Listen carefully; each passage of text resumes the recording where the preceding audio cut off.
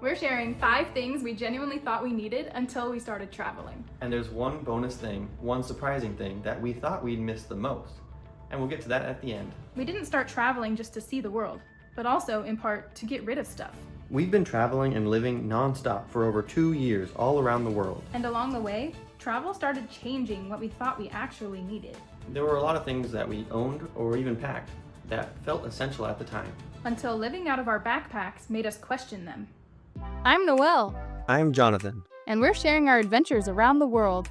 And what we experience along the way. We're TRAVELiving. Number 1, tons of clothes. Okay, first up, clothes. We really thought we needed a lot of clothes. And before traveling, I'd say we were pretty normal, pretty typical, I'd say. Like our closets were full of clothes and we had drawers full of clothes, lots of clothes. And to make things worse, clothes can have sentimental value.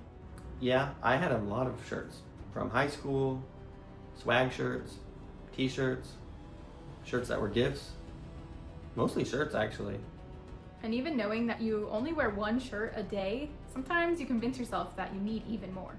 When we started traveling, getting rid of extra clothes was actually hard.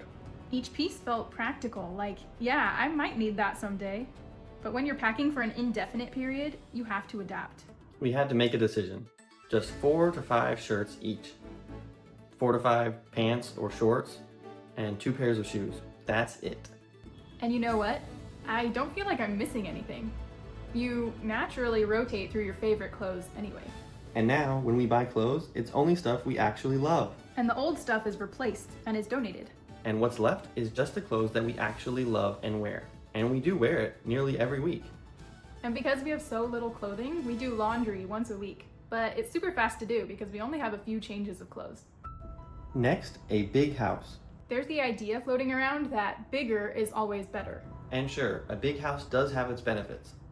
Like it has more space, for example. But travel has kind of shifted our perspective. We've seen small apartments in Japan with their efficient bathrooms and efficient everything. All of it fits just fine. People can thrive in smaller places. And honestly, it's kind of freeing in a way. You don't have to maintain a giant house, fill it with more stuff, or feel guilty about the space you don't use enough. Maybe that's why so many travelers end up in tiny homes or vans. Evaluating what you own and what's important helps you determine what you really need. Number 3, too many backups. This one's funny. Backups. People love them. Extra earbuds, an extra suitcase, just in case. Old gear that you already replaced, but you still hold on to the old thing as a backup. When we started traveling, backups didn't fit into our backpacks at all. And the really interesting thing to us is that these situations, these what ifs, they rarely ever happen. And if they do, you can always improvise or just go buy a new one. We're not talking about emergency items, by the way. We still think it's important to have some things in case of an emergency, but we try to prioritize things that you wouldn't be able to just go and buy when you need it. Also, not having any backups made us more creative. You start figuring out how to use things that you do have, or you start figuring out how to do things without the things that you thought you needed. It's a kind of creativity you don't just get when you have a backup for every scenario. Number 4, packed schedule. We used to equate busy with productive. You know, trying to fill in every second of the day and trying to do it all. Travel has completely changed that. Now, we focus on a few things that really matter. We let ourselves be present in the moment. Let one experience flow naturally into the next. There's no rushing, no checklist dictating our day. And honestly, it's nicer. Number 5, books. We love books. Yeah, we do. I used to have a lot of books. A lot of textbooks, for instance, college textbooks, my favorite books, or just books that I plan to read in the future. But books are heavy, and they take up a lot of space. And most of the time, you're just reading one book at a time. When we first started to travel, we actually did pack some books with us, but eventually switched to a tablet for reading. It was a really great improvement since it takes up the same amount of space, actually less space than in one book, and you can have any number of books on there. We still read just as much, but now we don't have a bunch of books that we aren't currently reading. One surprising thing we thought we'd miss. And now the thing we thought we'd miss the most, our own bed and pillow.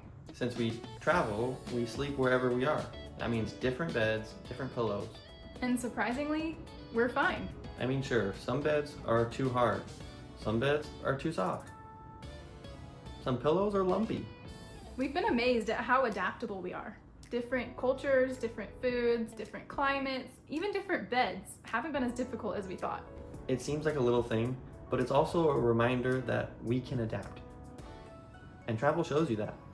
Travel doesn't just show you new places. It can also show you what's actually necessary, what you can live without, and what you truly enjoy, when what you thought you needed was left behind.